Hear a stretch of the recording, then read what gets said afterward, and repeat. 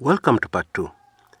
Now, you've had members of parliament or even people within NASA, make very strange statements, like an MP came up the other day and said, "Oh, I recognize the presidency of Uhuru Kenyatta," and then yet another legislator came up and said something nasty about Raila Odinga. They're all within NASA. Then again, you hear somebody else saying, "Oh, I don't believe in the swearing in of Raila Odinga," and so on and so forth. And you wonder where these statements are coming from, okay? Because common sense dictates, even if you're against the general policy of the political party you're in, you don't come out in public and tell everybody about it. That is weakening your side. That should be pretty obvious.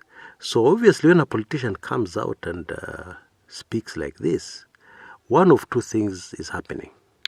Either they have certain political objectives still within the party, or they have done a deal.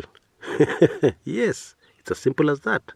There are also other actions members of a party could take away from the public limelight, that when you examine these actions, they're definitely not in the interests of the political party they represent. For instance, somebody comes out of an election, they've obviously been rigged out. The person who won is actually the loser, and although they've spent a lot of money on the campaign, and although they profess or they confess that they're broke, it is still very strange that they do not file a petition against the person who was announced the winner and yet did not win. Because let's face it, when you go into a political battle, obviously you have to create your budget. How are you going to finance your campaign?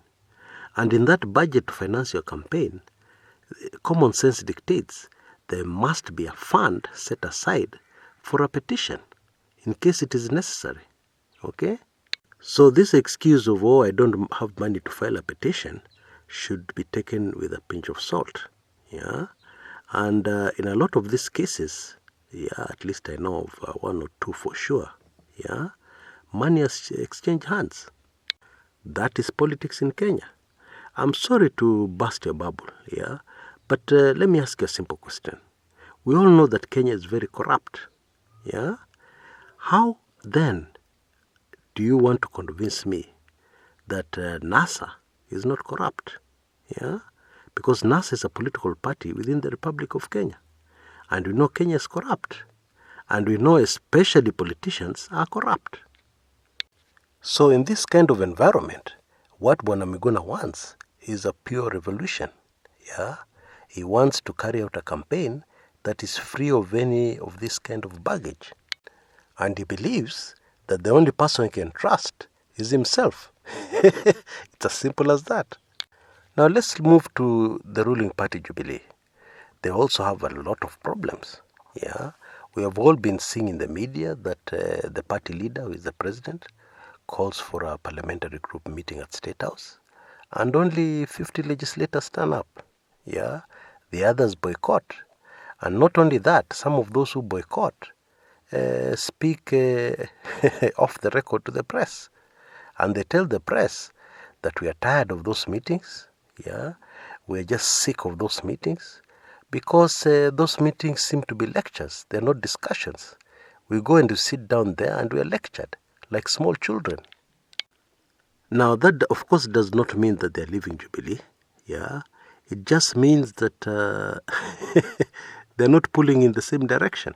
And it should be quite obvious that where the Jubilee party is now, where the Jubilee presidency is now, it cannot afford any legislators who are pulling in a different direction. Okay? Now, unfortunately for Jubilee, there are many other legislators pulling in another direction. Let's go to the Rift Valley. There was the issue of Keitel and the other legislators who were removed forcibly from House committees, and they threatened revenge. And then there's the very latest incident where Alfred Keitel was arrested and held for several days, without being taken to court. And then when you look at the charges which have been brought against Mr. Keitel, they are not charges that will hold any water in any court of law. So the whole intention seems to be very clear. It's to punish him. Okay? But now there's a problem. because Alfred Keitel is not alone. Predictably, all the legislators from Rift Valley have grouped themselves around Bwana Alfred Keitel, and they're showing strong support for him. And even those who may not believe in him, and those who may believe he's wrong, and those who may want to maybe to stay on the sidelines, cannot afford to, because their constituents are watching. Yeah, and if you are seen to be against the cause of Bwana Keitel, who is very popular right across the Rift Valley, indeed he hails from the Nandi Community, which is the main community within the Kalenjins, yeah, that would be committing suicide, yeah, if you are seen to be opposing him. So what has happened is that all the legislators have rallied behind him. And so the ruling party is finding itself in a situation whereby it is continuously isolating one of its main partners, yeah, and really provoking the Kalenjin community. Now, there are also problems within the TNA wing of Jubilee. There's a lot of impatience amongst the TNA wing of Jubilee and its supporters.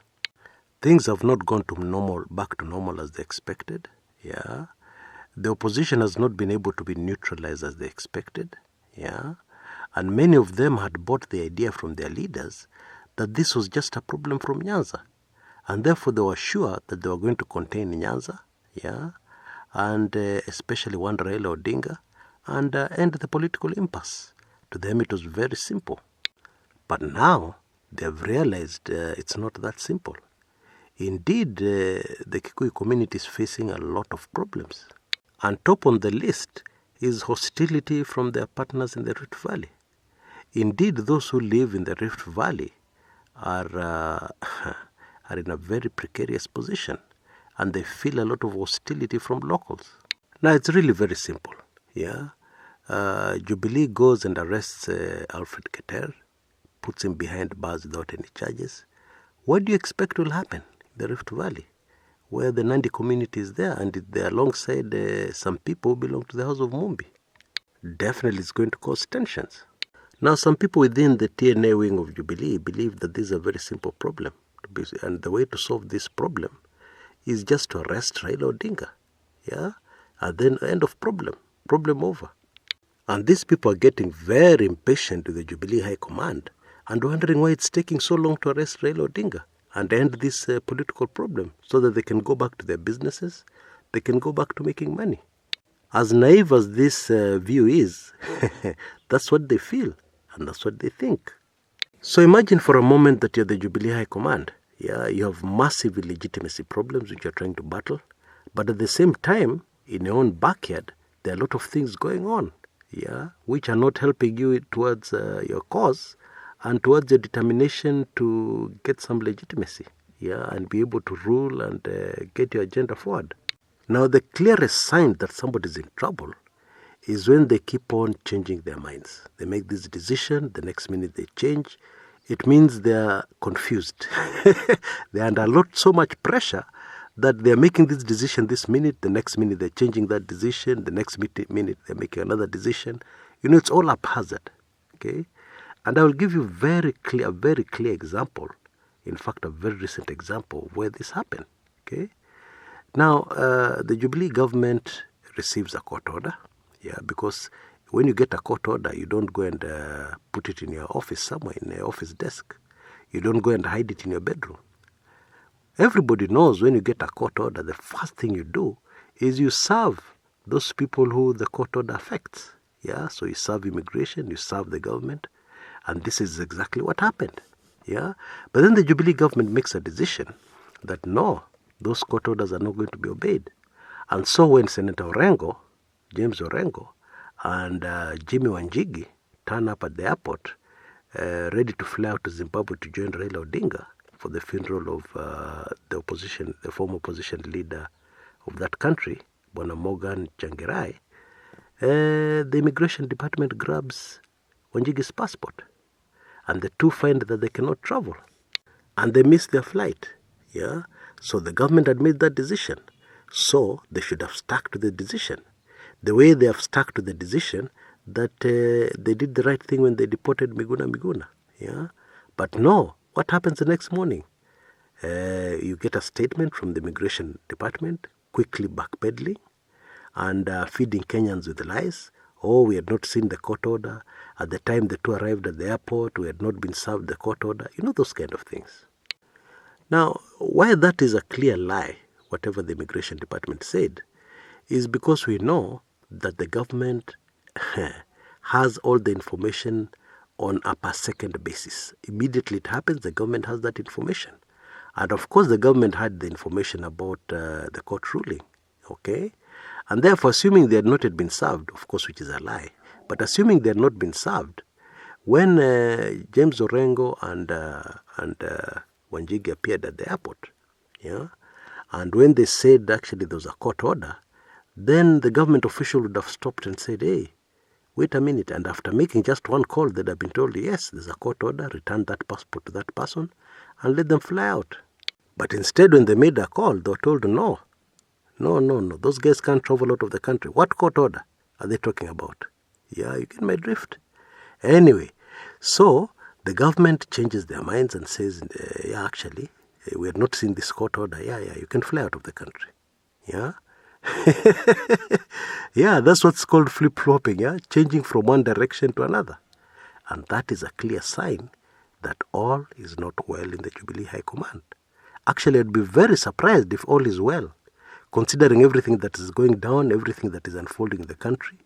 I mean, the Jubilee High Command are human beings, yeah, unless they're superhumans. Yeah, there are bound to be problems. There's a lot of pressure.